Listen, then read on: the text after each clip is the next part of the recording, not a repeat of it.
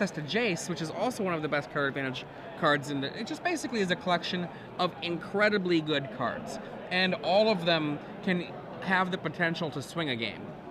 Now, we're going to get you another match here. JD Neer, in fact, has one of the Esper Blade decks. Bryant Cook, we are getting his list. We don't have it in front of us. These players are tied 1-1. Well, let's take... and JD is on the play this game. Now, let's take JD's list, for example. Snapcaster, Stoneforge, Mystic, Force of Will, Brainstorm, Swords, Jace, Inquisition, Lingering Souls, Thoughtseize, Batterskull, Explosives, Sensei's Divining Top, Jite, Supreme Verdict, Intuition.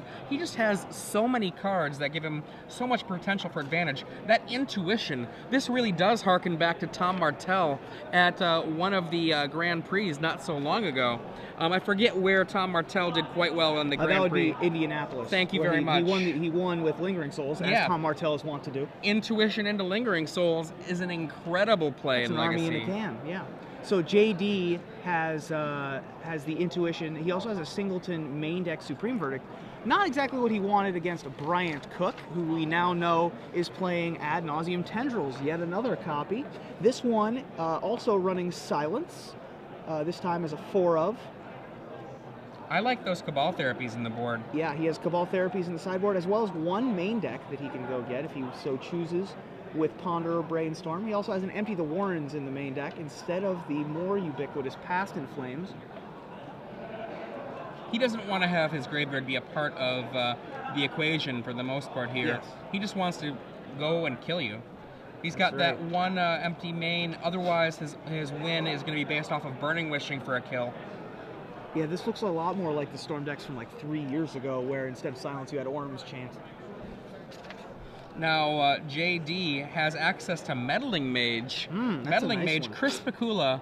I'm actually quite curious which art we're going to be seeing on the Meddling Mage.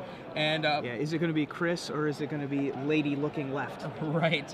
We also have Surgical Extraction as a way to interact with some of the combo elements of the deck, because if you don't have access to, say, you know, an extra Rite of Flame. No, this is not the Cabal Ritual version, my bad. I was thinking you'd be able to... Sure.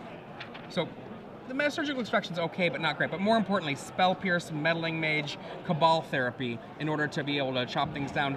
And a Sword of Feast and Famine, though slow, fetchable by a Mystic to be able to go down and start chopping away at the hand. Yeah, probably better than Yumizawa's Jite in this matchup, because it untaps the lands. Even though the gaining 2 life can add 2 more turns to the... or 2 more spells to the Storm count, I think I'd probably rather have the disruptive element of the discard as well as being able to untap the lands. JD looks like he's mulliganing here. A member of the Azorius Guild along with Joey Pasco. Mulliganing down to 5 is JD Neer. A note from SCG Live's Twitter feed. Eru says that Bryant Cook is the inventor of the Epic Storm. Oh, wow. That's quite interesting. And it's quite a pretty Epic Storm deck. It is, indeed, isn't it? All foil Korean or Japanese spells included in that hand, as we see from Thoughtseize from JD Neer, is Gemstone Mine, Infernal Tutor, Silence, Lion's Eye Diamond, Dark Ritual as we move up alongside the hand, Cabal Therapy, and Burning Wish. Cool. It's exciting to see someone so experienced playing. It would have been cool to have this under the camera earlier. I know that. Thank you to both Kirby Kaufman and Eru on Twitter for that. If you're not following us on Twitter at SCG Live, make sure you follow us. So JD takes the LED. Nice. No problem. Bryant Cook here starts with a Gemstone Mine, passes the turn. And that does have 3 counters on it.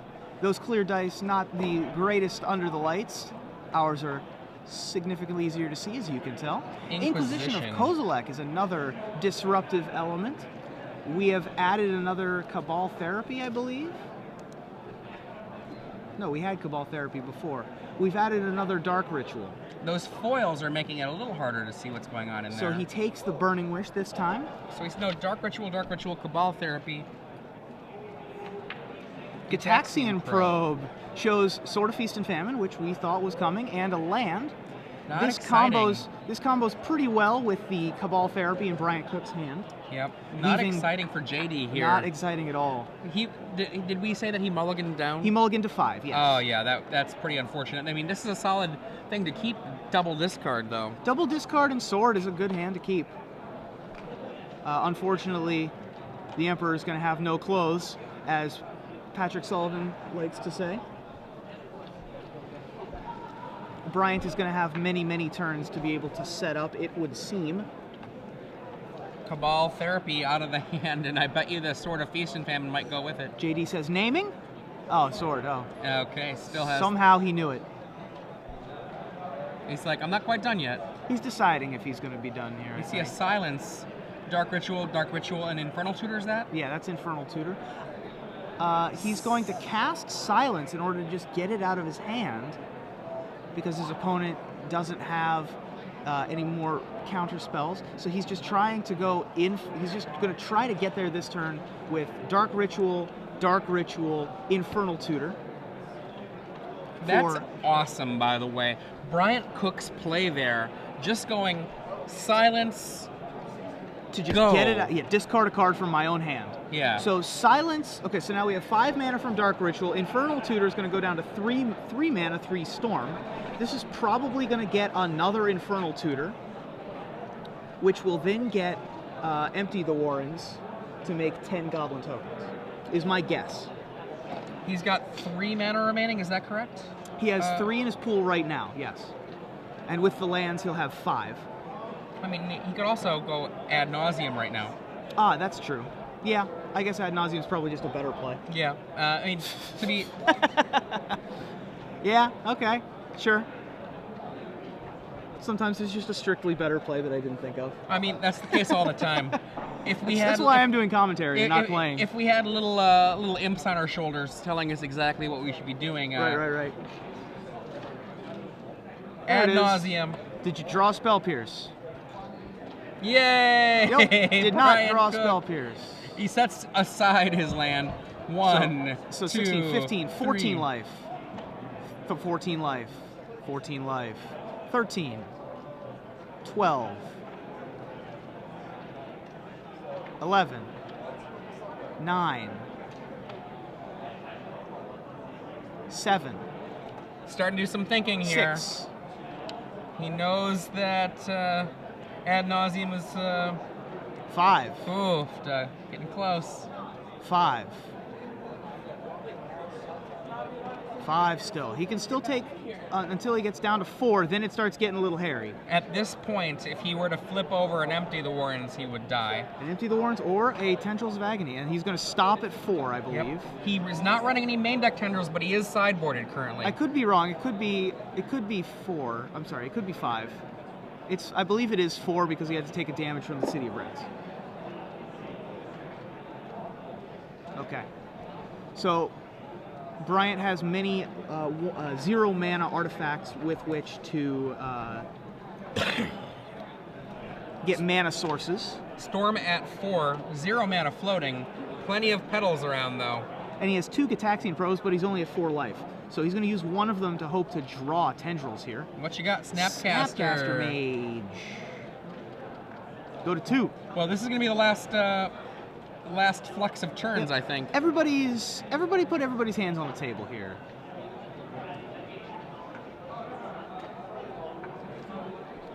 Storm is at 5. Yep. He's going to see what we got. I like that he keeps it. He let JD see all the things he had, but he's going to keep the big stack of cards in his hand for just the moment at least, so that he can sort through and find all of the artifacts. Storm and at things 6. Like that.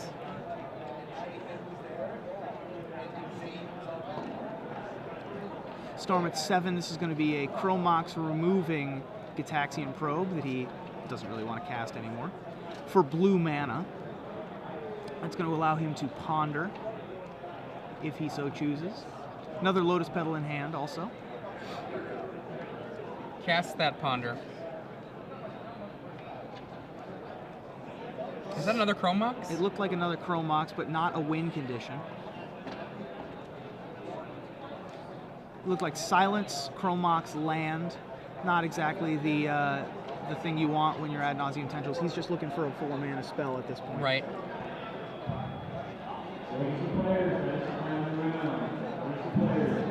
Interesting that Bryant does not have Tendrils of Agony in the main deck.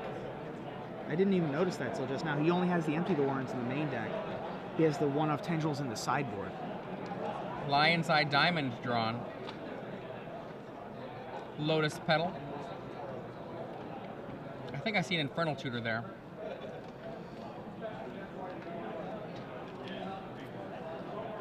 So Infernal Tutor, should he get to the requisite amount of mana, he has 10 Storm now, so he has plenty of Storm to be able to go get the Tendrils if he finds 6 mana to be able to Burning Wish for the Tendrils of Agony. Rights. Rights.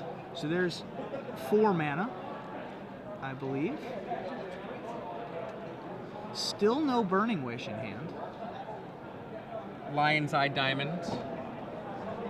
I can't read that last die, but I believe we're at 13.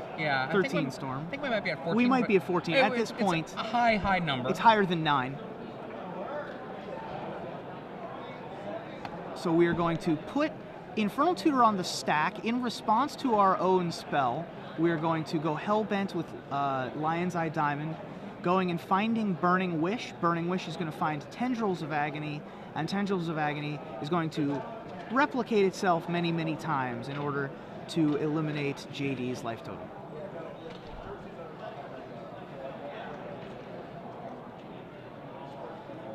And I believe Bryant does have the requisite amount of mana in his mana pool.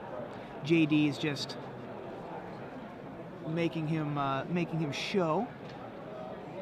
There's Burning Wish. Enough mana remaining to finish him off.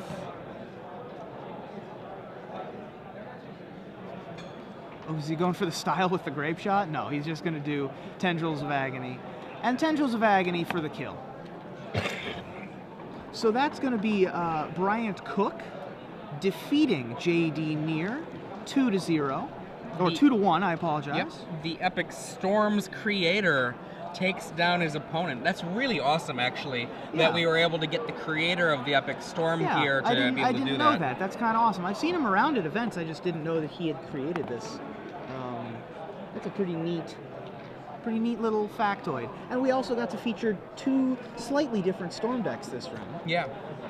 One of them losing to one of its worst matchups, and one of them winning to, I wouldn't say a great matchup, but being able to fight through